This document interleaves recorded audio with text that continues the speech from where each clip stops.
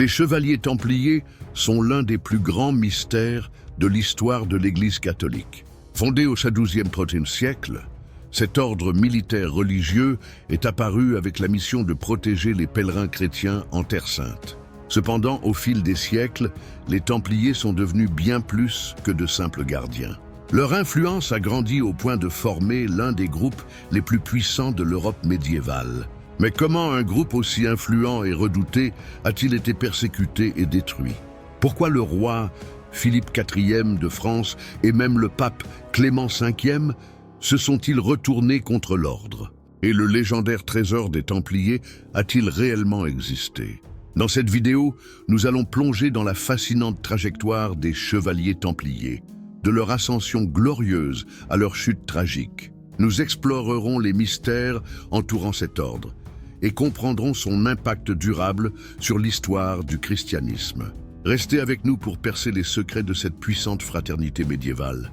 Au XIIe siècle, l'Europe traversait une période de ferveur religieuse intense, marquée par les croisades. Ces expéditions militaires avaient pour objectif de reprendre Jérusalem et d'autres territoires sacrés sous domination musulmane. Les pèlerins chrétiens voyageant en Terre Sainte faisaient face à des dangers constants, tels que des attaques de pillards et des conflits entre royaumes rivaux. C'est en 1119 qu'un groupe de chevaliers dirigé par Hugues de Payens a fondé l'ordre des pauvres chevaliers du Christ et du Temple de Salomon, plus connu sous le nom de chevaliers templiers. Avec le soutien du roi Baudouin II de Jérusalem et la bénédiction de l'Église, l'ordre a rapidement gagné en reconnaissance. En 1129, le Concile de Troyes a officialisé la règle templière, établissant un code de conduite strict basé sur la pauvreté, la chasteté et l'obéissance. Au-delà du contexte religieux, la situation politique de l'époque a également joué un rôle fondamental dans la croissance de l'ordre. Les royaumes chrétiens d'Europe considéraient les Templiers comme une force essentielle pour la défense de la foi. En échange de leurs services, l'ordre a reçu de vastes dons de terres, de richesses et de privilèges.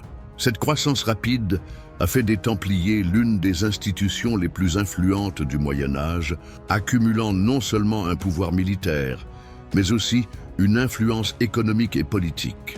Cependant, cette ascension fulgurante a également suscité l'envie et la méfiance, en particulier parmi les monarques qui voyaient les Templiers comme une menace à leur pouvoir. Ces tensions allaient jouer un rôle crucial dans leur chute. La trajectoire des chevaliers templiers est l'une des plus impressionnantes du Moyen Âge. Après leur fondation, l'ordre s'est rapidement développé, obtenant la reconnaissance de l'Église et de la papauté. Avec la bénédiction du pape Innocent II, les Templiers ont reçu des privilèges spéciaux, tels que l'exemption d'impôts et l'autonomie par rapport aux évêques locaux. Cela leur a permis d'étendre leur influence et d'accumuler une grande richesse et un pouvoir considérable.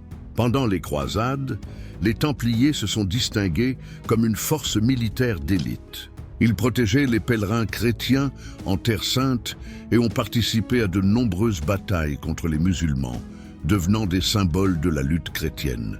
Leur engagement envers la discipline et leur bravoure sur le champ de bataille ont consolidé leur réputation de guerriers sacrés. Cependant, la chute de Jérusalem face à Saladin a représenté un coup dur pour l'ordre, qui a dû se replier vers d'autres forteresses de la région. En dehors des champs de bataille, les Templiers sont devenus une puissance économique. Ils ont créé un système bancaire sophistiqué qui permettait aux pèlerins et aux nobles européens de déposer et de transférer de grandes sommes d'argent en toute sécurité. Ce modèle innovant a permis à l'ordre d'accumuler d'immenses richesses, acquérant des terres et des châteaux dans toute l'Europe. Le pouvoir financier des Templiers a commencé à inquiéter les rois et les nobles, qui voyaient l'ordre comme une entité indépendante et incontrôlable. Le déclin de l'ordre a commencé au début du XIVe siècle, lorsque le roi Philippe IV de France, endetté auprès des Templiers, a décidé d'agir contre eux. En 1307, avec le soutien du pape Clément V, Philippe a ordonné l'arrestation de tous les Templiers de France, les accusant d'hérésie, d'idolâtrie et d'autres crimes. Sous la torture, Beaucoup ont avoué des crimes qu'ils n'avaient jamais commis. Le procès de l'ordre s'est éternisé pendant des années, culminant avec sa dissolution officielle par le pape. Le dernier grand maître, Jacques de Molay, a été brûlé vif à Paris, lançant supposément une malédiction sur ses bourreaux. Cette malédiction a nourri l'imaginaire populaire et donné naissance à d'innombrables légendes sur le destin des Templiers. L'objectif final du roi de France était clair, car il souhaitait éliminer l'ordre et s'emparer de ses immenses richesses. Les biens de l'ordre ont été, en théorie, transférés aux hospitaliers, un autre ordre militaire chrétien, mais en pratique, une grande partie des richesses des Templiers a disparu ou a été appropriée par les monarques européens. Ce fait a alimenté les spéculations sur un supposé trésor templier caché, un mystère qui perdure jusqu'à nos jours.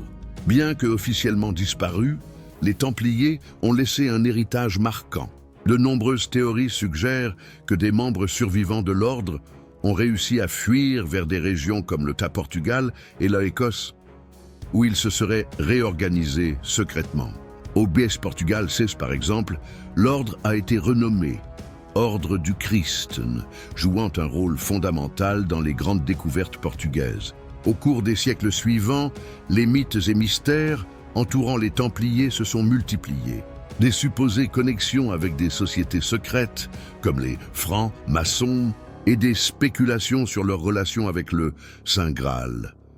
Et d'autres reliques chrétiennes ont renforcé le fascinant mystère autour de cette légendaire fraternité. Ainsi, même après sa dissolution, les Chevaliers Templiers demeurent l'une des organisations les plus énigmatiques de l'histoire. L'histoire des Chevaliers Templiers continue d'intriguer les chercheurs et les passionnés jusqu'à aujourd'hui. Indépendamment de la vérité sur ces suppositions, l'importance des Templiers pour l'Église catholique et le monde médiéval est indéniable. Leur discipline, leur richesse et leur influence ont façonné des aspects économiques et politiques de l'époque. Même après leur dissolution, l'impact de l'ordre se fait encore sentir dans diverses traditions et mythologies. La trajectoire des chevaliers templiers nous enseigne la relation entre pouvoir, foi et ambition. Leur ascension et leur chute reflètent les défis auxquels toute institution est confrontée au fil de l'histoire. C'est pourquoi leur nom reste vivant dans la culture populaire, inspirant des livres, des films et des recherches. Si vous avez aimé cette vidéo, n'oubliez pas de liker ou de partager et de vous abonner à la chaîne pour plus de contenu sur l'histoire de l'Église et ses personnages fascinants. Laissez votre commentaire sur les sujets que vous aimeriez voir ici. À bientôt.